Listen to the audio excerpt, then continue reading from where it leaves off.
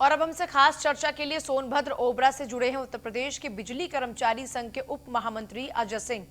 अजय सिंह जी, बहुत बहुत स्वागत है आपका।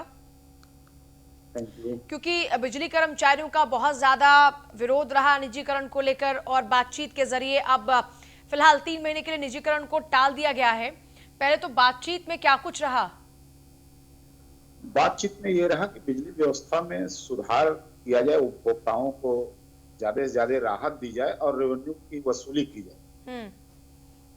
तो इस पर हमारे नेता लोग भी सहमत हैं, कर्मचारीगण भी सहमत हैं, अभियंता भी सहमत हैं। 3 महीने में हम इसको ठीक व्यवस्था ठीक करके दिखाएंगे सरकार को। जैसे केसको को किया वैसे इसको भी पूर्वांचल को भी करेंगे या पूरे उत्तर प्रदेश को करेंगे। मतलब सबसे ज्यादा लॉस क्योंकि पूर्वांचल में रहता है, ऐसे में पूर्वांचल को उभारने के लिए अब तेज प्रयास किए जाएंगे ताकि ये जो आज दिक्कत आ रही है जिस कारण से निजीकरण का फैसला सरकार को लेना पड़ा, इस फैसले को यहीं छोड़ दिया जाए। इस फैसले की जरूरत ही नहीं पड़ेगी। ट्रांसमिशन की लाइनें जो पुरानी हो गई हैं, इसकी वजह से लाइन लॉसेस ज्यादा होते हैं और जो गांवों का विद्युतीकरण होता है वह भी खर्चा हमारे ही बैलेंस शीट पे डाल दिया जाता है बिजली बोर्ड पे। तो घाटा तो होता है और जितने सरकारी ऑफिसेज हैं या बड़े बड़े वो हैं लोगों के कान, वो उसका पैसा मिलता ही नहीं बिजली विभाग को, तो उसको भी घाटे में डाल दिया जाता है। ऐसा नहीं होना चाहिए। सिर्फ जो जितने में बिजली बनाते हैं निगम के लोग, वह लागत जोड़ी जाए और फिर जितने में बेचते हैं और जितना वसूल करते हैं उसके हिसाब से घाटा और मुनाफा जोड़ा जाना चाहिए। अभी 40,000 करोड़ का जैसे डाल दिया ग्रामीण विद्युतीकरण का मामला, वो भी बिजली बोर्ड के बैलेंस शीट में दर्शाता है, तो घाटा तो दिखेगा ही, घाटा कहीं नहीं है। सबसे सस्ती बिजली हम लोग बनाते हैं। तो आगे अब आप लोगों का कदम क्या रहेगा? अभी शांति से घाटे से उबारने की कोशिश करेंगे या फिर अगर फिर से ये निजीकरण की बातचीत आई तो कार्य बहिष्कार जैसे पिछली बार आपने किया और दबाव बनाने में कामयाबी रहे, वही कार्य बहिष्कार का कदम फिर से उठाएंगे? नहीं, हम दबाव की बात नहीं करते। हम जो जनता, देश और सरकार के हित में हो वह बात करते हैं और निश्चित तौर पर हम उपभोक्ताओं को ज्यादा सुविधा दे करके उनको संतुष्टि पहुंचा करके रेवेन्यू वसूलने का काम करेंगे। ये काम करेंगे, सुधार करेंगे। अपने में भी अगर कहीं गलती है तो उसको भी सुधारें।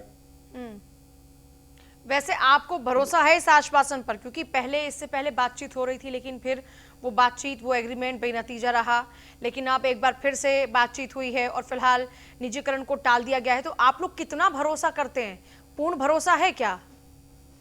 पूर्ण भरोसा इसलिए है कि हम लोगों ने केसको को करके दिखा दिया। सरकार ने जितना हमको टारगेट दिया था उसके ऊपर हम लोग जाते हैं हर साल।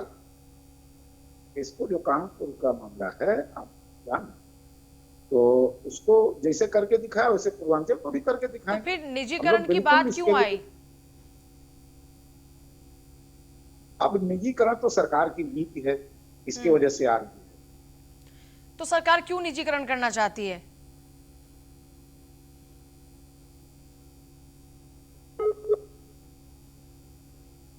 अजय सिंह जी, शायद हमारा संपर्क नहीं हो पा रहा, लेकिन देखिए ये संकट अभी हटा नहीं है क्योंकि एक तरफ ये दावा किया जा रहा है कि बहुत ही जल्द हम ये जो घाटा है उसे उबारने की हम कोशिश करेंगे, क्योंकि पूर्वांचल अगर बिजली कॉर्पोरेशन की बात करते हैं तो वहाँ पर बहुत घाटा है। लेकिन अजय सिंह जी कह रहे हैं कि लाइन लॉस इसलिए बहुत ज़्यादा हो रहा है क्योंकि ये सब पूरा का पूरा पुराना सेटअप है और इस कारण से कई दफ़ा ये लाइन लॉस की बहुत ज़्यादा दिक्कतें आती हैं। इसके अलावा रिकवरी की अगर बात की जाए अजय सिंह जी, सरकारी महकमों पर ही लाखों लाखों करोड़ों रुपए का जो बिल रहता है वो भी तो एक बहुत बड़ा भार है। तो वो तो मैंने बताया ना कि बिल की वसूली अब सरकारी मकानों से तो कराया नहीं जा सकता। बड़े बड़े अधिकारी, मिनिस्टर, जो विधायक भी लोग हैं, उन लोगों को खुद जमा करने की बिजली कर। ठीक है, बहुत शुक्रिया अजय सिंह जी आपका बातचीत के लिए।